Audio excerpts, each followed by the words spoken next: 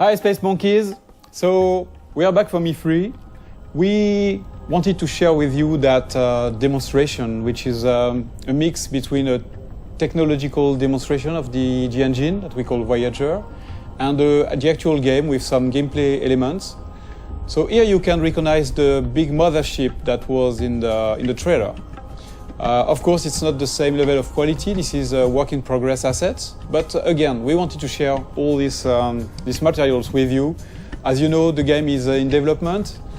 We still have a lot of things to do, but it's cool to share with you where we are on that spaceship part.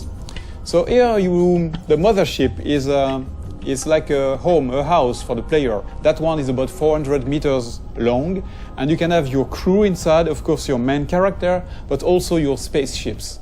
So if you start in the game without anything, and you get your first spaceships, even if then later you have a larger spaceship, you can keep the smaller one into the big mothership. That's the same thing for the crew. If you start with one or two members in your crew, then you can have them in your big mothership later. That gameplay mechanic of what we call the Russian dolls, so bigger, smaller into the bigger, and then your characters, is very close to what we had, in fact, in Beyond Good and Evil 1, when the characters were getting out of the hovercraft.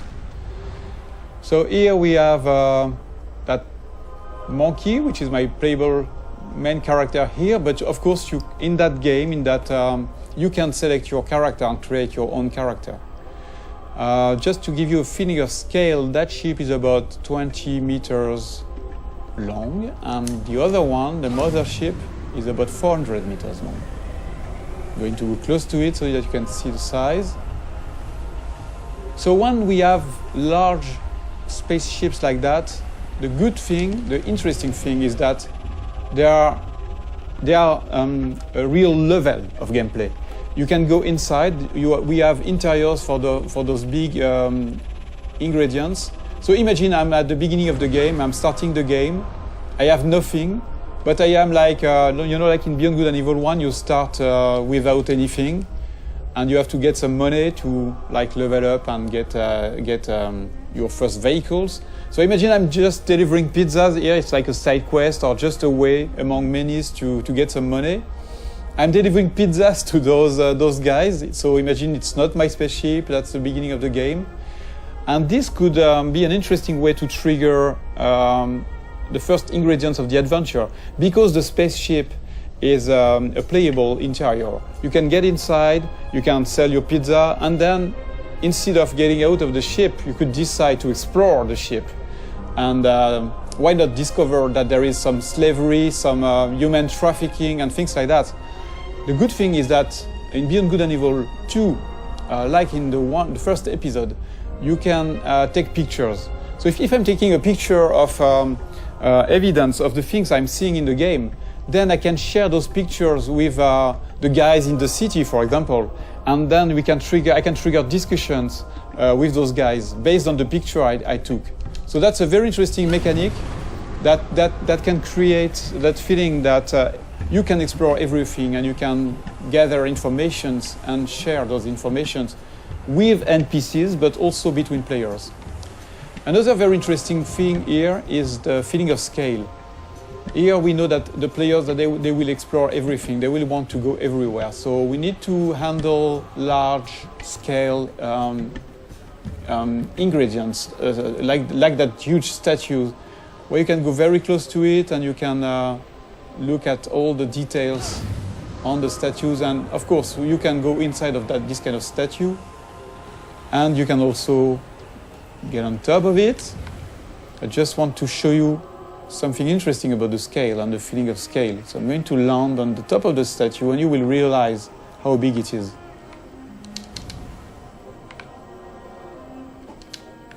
So here we have a wonderful vista. I want to show you, so I'm going to go more in the developer edition mode, where I can move the camera very easily, and you can really notice and understand the feeling of scale when you look at that little monkey on top of the big statue. This is just a part of the head of the statue, and you're already very small. And it's very interesting to understand the scale of things. Here you see that the statue is really, really big. The statue is about 700 meters high. And the very interesting thing, again, is that, in fact, that statue, which is big, is just into a big city that is very small, in fact, compared to the continent here, the size of that big island, and which is a small part of a big planet. So you realize that you are just a little dot on that big planet, which is, in fact, just a small planet around a bigger one, which is a small dot in the big universe. So when we started that technology, we thought that we needed to handle that feeling of scale and in a realistic way. Before going into details, we wanted to make sure that the engine was capable of handling this kind of thing. When you look at this sunset, it's not exactly a sunset made by artists. It's really the combinations of physical ingredients, the light that is changing depending on the atmosphere. So you can see here the different colors. And the fact that, of course, the planet is rotating around in space, around the big planet. So here I'm doing a kind of time lapse. I'm modifying the time so that you can understand better how it works. You see that everything is turning like in a real solar system. So yes, I'm increasing the speed. You see the night here with the cities. So another important thing is that you can, at any time, you can go everywhere. So if I'm going into another city, there is no loadings and things like that. Everything is seamless because it handles that big universe in a consistent way. There is no sheet or things like that. You can really appreciate the point of view wherever you are. It will be the same mechanics. So that was one of the big features we wanted to make sure that we had before showing the game to the public, to everybody, so that we wanted to make sure that the technology was working and this big ambitious game was feasible. I'm going back to my spaceship. I want just to show you some gameplay ingredients. I'm going to change a little bit the time so that we have a bit more sun. Yeah. So that spaceship is very, very nice. It's very close to the Beluga we had in Beyond Good and Evil 1. It can handle very large speed, but it's also very easy to do loopings and trigger very fast movements. So it's a dogfighter. I can increase the speed. So this is a classic plane speed we have on Earth. We are about 1,000 kilometers per hour. But you can increase that speed dramatically, like this, for example, and you will see it. So the speed is increasing now. You see that it's about 5,000 kilometers per hour. Let's go back in the city so that we can really understand the speed. And I can increase the speed again. Whoa. Use some tricks, movements. And then we are going to do a looping, for example. So you can combine anything, any movements, and the very nice thing too is that you can even increase the speed to 20,000 kilometers per hour, which is a lot. I'm going to try, to drift like that. So at any time you have the drifting mode, you have all these very interesting movements. But of course, the biggest things you want to do in this kind of situation is to go in space. So let's trigger higher speed. And you see this little effect around the spaceship is because of the friction of the atmosphere. If I don't increase my speed, there is no reason to have more friction. But if I'm increasing the speed, you will see that the effect is stronger. And same thing if I'm going very, very fast. So depending on the quantity of atmosphere, you can have a stronger effect. Until you start burning. But you see, with those very high speed, you can really travel very, very far and very fast. Just changing the time of the simulation so that we can appreciate the wonderful view in space. So if I decide to go on this planet or the satellite, which is somewhere around there, I can go there seamlessly. And the more the further you are of the planet, the faster you can go because there's no more atmosphere, so no more friction. So you see, here I still have a little friction. But of course, you can go back onto the planet whenever you want.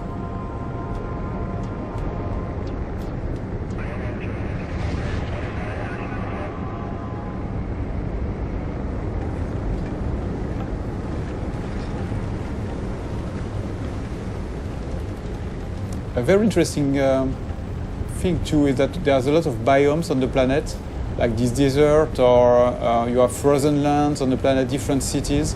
So we don't want empty planets. We want planets with landmarks, with places to explore. There are mountains where you have some monks living there. So they are not empty, repetitive planets. The planets we aim to work on, to make our planets with life. And the planet itself is living somehow. For example, that planet has different, I would say, big biomes. Because that planet, as I told you, is a satellite of the bigger one, the one that is in the foreground. A part of that planet is protected, like the moon. Our moon is a part of the moon is protected by Earth from the big asteroids and meteorites.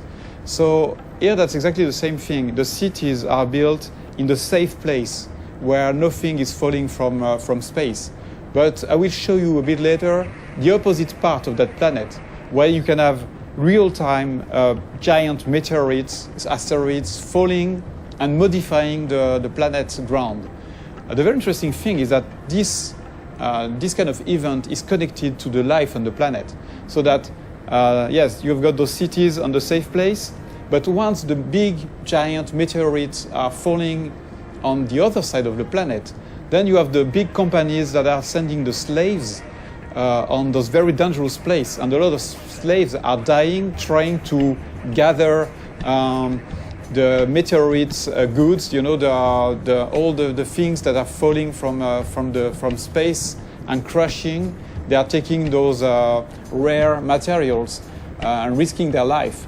So it's not just about the planet on one side and the story on the other one. The planet and the story are connected, and that's a very important thing for us. So again, let's look at that planet modification process. Okay, so now we are back on the other side of the planet, the side that is bombarded by meteorites. Here, we just want to showcase the ability that we have in the engine to modify the whole planet in real time. So here, for example, imagine that you're flying over that region. You can have a huge meteorite falling in front of you, and you will have all there's one incredible effect on the planet, but also on the other spaceships. So that's a very important feature for Beyond Good and Evil. We want interactivity to be the heart of the whole experience, not just with characters, not just with spaceships, but also with a big, huge planet. So thank you for watching that video. This is our first Space Monkey debrief. Many more will come, and we would love to have you leaving us your comments on this Space Monkey program site. So please comment, tell us what you think, and expect way more videos like that. Thank you very much.